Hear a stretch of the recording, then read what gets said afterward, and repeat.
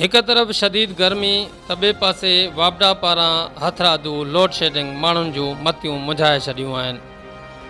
सख़्तु गर्मीअ सबबि वापारी तबिको तोड़े आम शहरी सख़्तु परेशान आहे, जॾहिं त माण्हुनि जी राति हुजे तोड़े ॾींहुं निंड आराम फिटल आहे।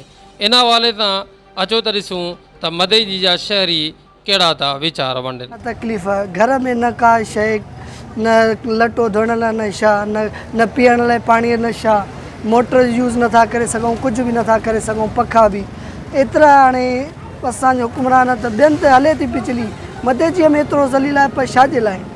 मरी आहियूं गर्मीअ में, बचड़ा ॿार सभु परेशान लॻा पिया आहिनि। बर्फ़ मिले नथी, जेका बर्फ़ 20 वारी उहा 150 रुपए बर्फ़ था ॾियनि।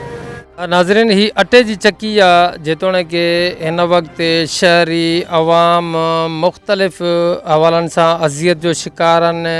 करबला लॻी पई आहे। गॾु ॿियो जेको पहलू आहे, ख़ासि करे ही अटे जी चक्की आहे, अटे जी चक्की बंदि पई आहे। 5-6 ॾींहं आहे इहा सूरत हाल लॻी पई आहे। शहर जूं तमामु जेके चक्की आटा चक्की फैक्ट्रियूं आहिनि उहे बंदि आहिनि ऐं माण्हू जेको आहे सो खाइनि किथां।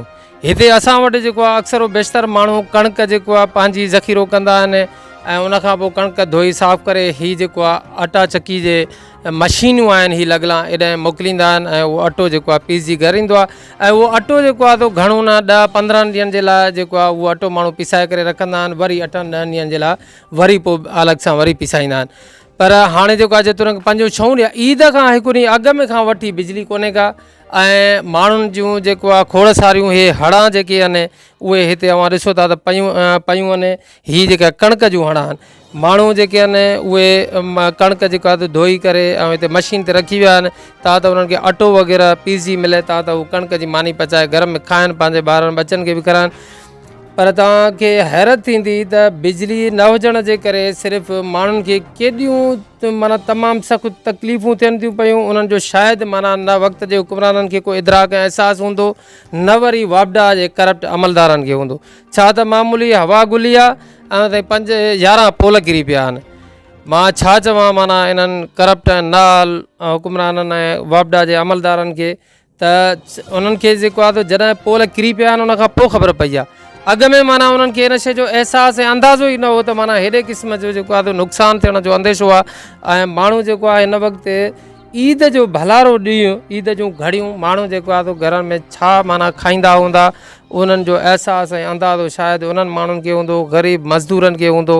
मूंखे त सम्झ में ॻाल्हि नथी अचे त हीअ जेको आहे सिंध गवर्नमेंट ऐं पीपल्स पार्टी जी करप्ट गवर्नमेंट हिन वक़्त ताईं माना इहो एतिरो सारो बिजलीअ जो सिर्फ़ु हिकिड़ो शॉर्टफॉल जेको अॼु 7-8 ॾींहं आहे जंहिंखे माना हू जेको आहे सेट न आहिनि करे सघिया।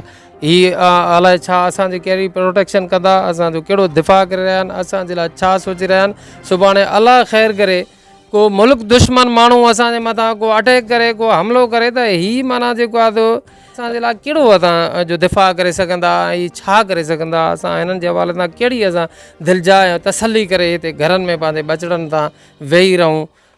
इंतिहाई अफ़सोसनाक ऐं ॾाढी ॾुखाईंदड़ सूरत हाल आहे। जेको आहे नाज़रीन दोस्त आहे अटे चक्की जो मालिक, जेको भाऊ तव्हां ॿुधायो त हे वठो त ये जेका अटे जी चक्की आहे इहा कॾहिं खां वठी बंदि आहे ऐं छा माना मुश्किलातूं आहिनि? माण्हू जेके ॾेई विया आहिनि कणिक उहे वरी अचनि था, नथा अचनि? जी साईं, उहे वरी अचनि था। 5-6-7 ॾींहं थिया बिजली कान्हे का। अॼु ॾींहं खां वठी बिजली बंदि आहे। ईद खां हिकिड़ो ॾींहुं अॻु में बिजली बंदि थी वई आहे त हिन महिल ताईं इहो आज़ार पियो आहे, मुसलसिल हले थो। सख़्तु माण्हू परेशान आहिनि, अचनि था अटे जे लाइ वीचारा परेशान थी वरी रोइण जहिड़ो मुंहुं करे निकिता हलिया था वञनि। घर में अटो कान्हे, को का शइ आहे कान खाइण पीअण लाइ। इहा ई शइ पई हुई जेको करे असां खाईंदासीं, उन्हनि जो बि अॼु इहो असरु आहे। हिन वक़्त ताईं बि वीचारा रोईंदा था वञनि, छा खाऊं, कुझु आहे कान जो करे खाऊं असां।